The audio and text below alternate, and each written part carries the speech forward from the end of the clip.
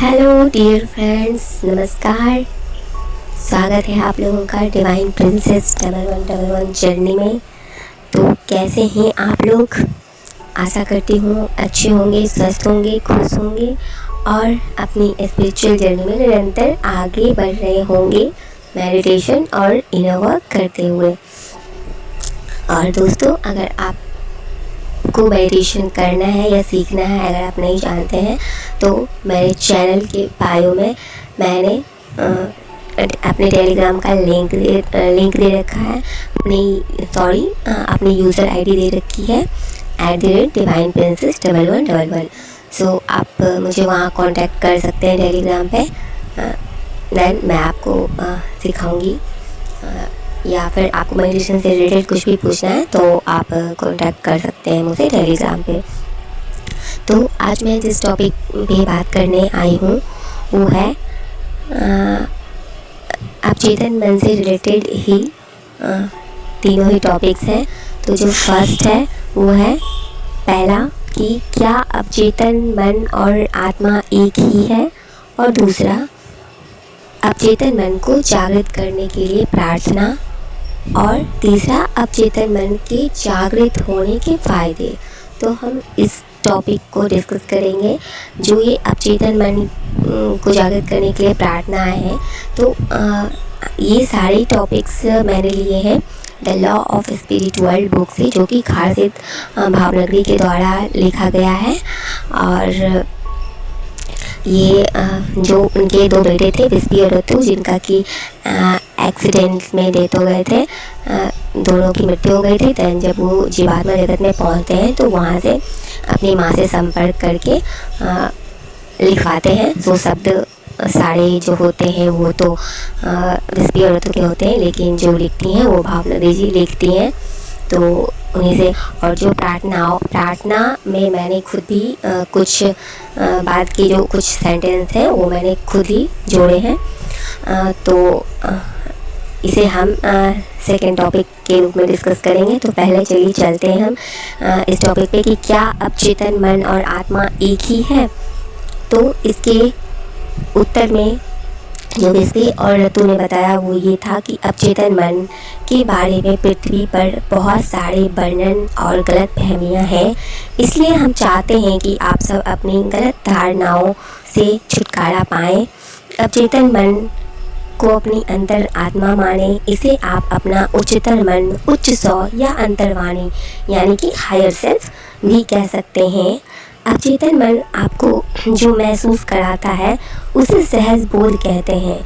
आप एक जीवात्मा हैं जो पृथ्वी पर भौतिक शरीर के अंदर निवास करती हैं। ईश्वर द्वारा आपकी रचना पहले एक जीवात्मा के रूप में की गई, ना कि मनुष्य रूप में। आपको एक रचना के रूप में रचा गया और उस आत्मा के पास एक अवचेतन मन होता है। आत्मा आपका शाश्वत जीवात्मिक शरीर है। जिस तरह पृथ्वी पर आपका एक भौतिक शरीर होता है, उसी तरह आपका जीवात्मिक शरीर आपकी आत्मा कहलाती है और यह अमर होती है। अवचेतन मन आपका वास्तविक आध्यात्मिक मन है। जिस तरह भौतिक मन शरीर का मार्गदर्शन करता है, उसी तरह अवचेतन मन आत्मा का मार्गदर्शन करता है। आत्मा व अवचेतन मन हमेशा के लिए एक साथ जुड़े होते हैं। तो यहाँ से ये हमारा जो उत्तर था कि अवचेतन मन और आत्मा एक ही है, यहाँ ये उत्तर समाप्त होता है। और जो अवचेतन मन जब जागृत होता है तो उसके फायदे जो होते हैं वो ये है कि आपको धन दौलत या सांसारिक सुख की प्राप्ति नहीं होगी, परंतु हम शरीर मनुष्य जो भी इस भौतिक शरीर में है, इस धरा पर, तो हम शांत, बेफिक्र और खुश रहेंगे। और सबसे बड़ी बात, हमारा जो अवचेतन मन होगा वो विकसित होगा, जिससे आप और हम उच्चतर आध्यात्मिक स्तर तक प्रगति कर पाएंगे। मतलब अपना जो हायर सेल्फ से है हमारा, उससे कनेक्टेड रहेंगे और उच्चतम लोगों तक जो हमारा पहुंचने का जो एक जर्नी है, जैसे कि हमारा जिसके लिए हम अर्थ पे आए हैं, तो वो उसे हम जल्दी कर पाएंगे, अपनी इस यात्रा को, अपनी आध्यात्मिक यात्रा को जल्दी कंप्लीट कर पाएंगे। सो इसके लिए जो प्रार्थना है, तो चलिए अब हम इसको शुरू करते हैं। आप चाहें तो सुखासन में बैठ के इसे कर सकते हैं, और चाहें तो आप इसे पेपर पे लिख के रख लें, और सोते हुए जब आप सोने के लिए बिस्तर पे हों तब करें, और जब आप जगेंगे सुबह तब आप इसको कर सकते हैं। तो सिंपली आपको अपनी आँखों को बंद करके ये बोलना है, आपको ये प्रार्थना करना है। और प्रार्थना के लिए बेहतर है कि आप किसी एक ही जगह को चूज़ करें और वही प्रार्थना करें। सो आइए, जो प्रार्थना है हम इसे करते हैं साथ मिलकर। हे प्रिय सर्वशक्तिमान ईश्वर, मुझे आप अपने सन्मार्ग पर ले चलो। मुझे इतनी शक्ति दो कि मैं अच्छे कर्म कर सकूं, बुरी इच्छाओं और बुरे भावनाओं को अपने मन से निकाल फेंकने में मेरी मदद करो। मुझे आप अपना ज्ञान दो, अपने प्रकाश से रोशन राह दिखाओ। मुझे अपने अवचेतन मन को जागृत करने में मदद करो, ताकि यह मुझे कभी गलत ना करने दे। हे सर्वशक्तिमान ईश्वर, कृपया मेरी मदद करो, मुझे सही राह दिखाओ और उस पर चलने की शक्ति प्रदान करो। हमेशा आपसे जुड़ा या जुड़ी रहना चाहता हूँ अथवा चाहती हूँ, ताकि हमेशा सन्मार्ग पर चलूँ, आपकी ओर निरंतर बढ़ते चलूँ और उच्चतम लोक तक जल्द से जल्द अपनी आध्यात्मिक यात्रा को पूरा करते हुए पहुँचूँ।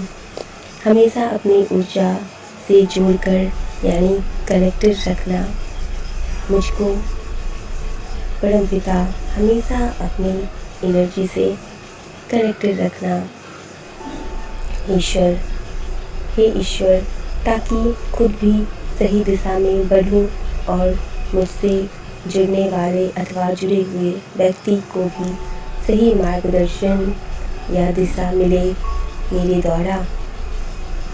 और एकाग्रता से ध्यान 1 मिनट तक ध्यान में ईश्वर से कनेक्टेड रहने के बाद अपनी आँखें खोलें, अपने हृदय पे दोनों हाथ रखकर अपनी आँखें खोलें, और इसके बाद ईश्वर का अपने दिल पे हाथ रख के धन्यवाद करें।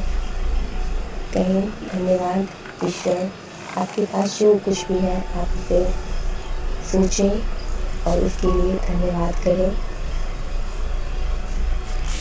तो दोस्तों, ये थी टॉपिक जिसे मैंने आप लोगों के समक्ष रखा है। अब आप लोग अगर इसे करते हैं तो इससे जो बेनिफिट है वो आपको जल्दी पता चल जाएगा। सो मैं चलती हूँ। बाकी वीडियो पसंद आई हो तो वीडियो लाइक करना, चैनल को सब्सक्राइब करना, और bye bye, take care, love you all, God bless you all.